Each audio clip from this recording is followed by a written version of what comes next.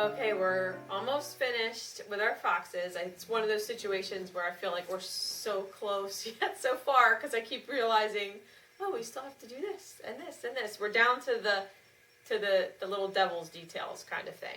So let's just get started. Okay, the next thing I want to do is get his eyes located. And I'm sorry, but he has to look at me so I can figure out where his eyes go, but then I'll point him towards you. Their eyes are pretty close to the bridge of their nose and pretty close together. And so I'm just using a strong needle to really make a dent there. Oh, another friend emailed me and said, I think it was Monica, said that she puts little pins in where she thinks she wants the eyes to be so she can kind of look at it and figure it out, and then takes the pin out and then puts her wool there. But anyway, I made a dent. So now we want to do the same technique with the black that we did on the nose for the eyes. And I can't remember if I said this before, but one good trick when you're making two of something is instead of pulling two pieces and trying to get them the same, which they're not, this one's more than this one, pull one piece and then split that one in half, because then you're kind of more likely to get two of the same size. So we're going to roll the black in our hands, just like we did for the nose. Roll it really firmly. These like to jump out and run away. There's probably 100 of them on my floor. And then I'm going to do the other one. And they end up kind of long and seed-like, but when I stab them on, I shape them a little bit. That one's a little better.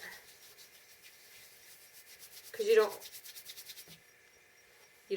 you definitely don't want your fox's eye to be that long. So when I put it on, I kind of stab from the edges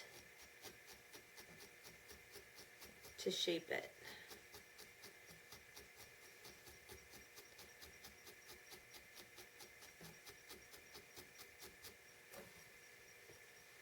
There we go. I'll do the other one.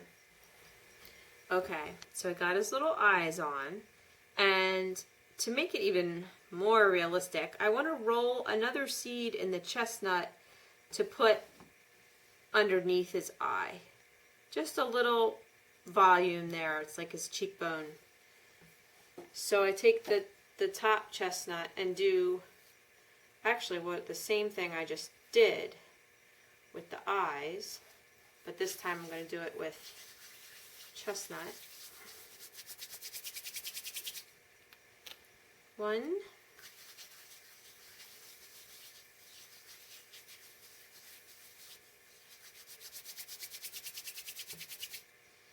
Two, and then I just want to put them in a little semicircle under his eye. If you look at pictures of foxes on the internet, you'll see what I'm talking about. You'll agree that it's a good idea. It's hard to do this upside down.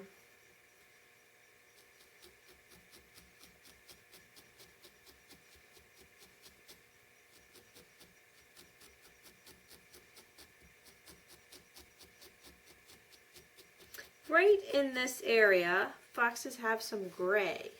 I mean, they're all different, but often they have some gray. So you can just take a little bit of your gray and put it right in this,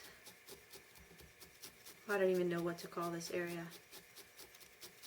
It's the back of his mouth.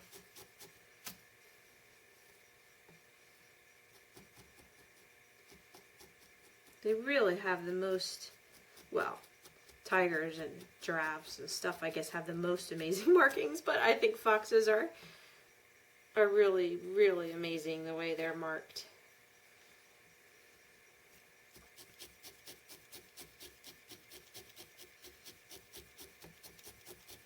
And all these little details just make them look more more realistic. I'm rushing a little so that we can move on. Then we want to put a little black line for his mouth. Now, I take some black and I just pull it thin and then with my fingers twist it around. Their mouths do a really neat little smiley thing.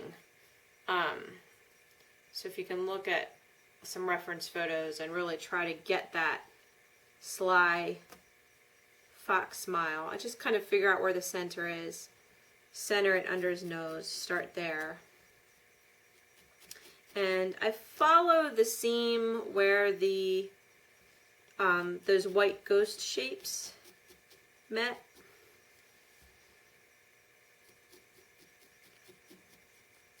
And then when I get back here, this is where that little smile happens.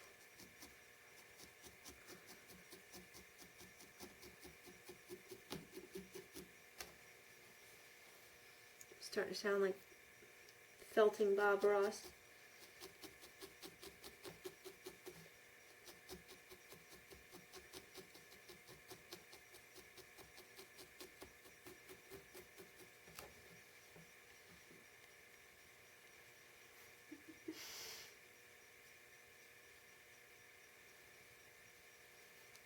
Well, he's looking a little crazy.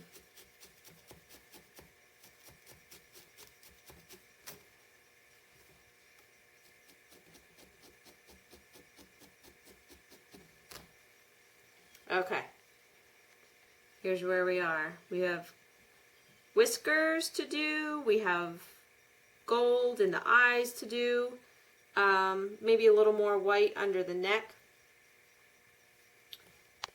So we can finish out next time. Okay, you guys need to please show your foxes a little more love. And I have just showed mine. He's looking a little wonky, but when we come back, I will have fixed him. I'm just kind of trying to move along so we can get the videos out there for you. But I'm going to work on him a little bit, just felting what we've already done, and I think we can finish in the next video. Thanks.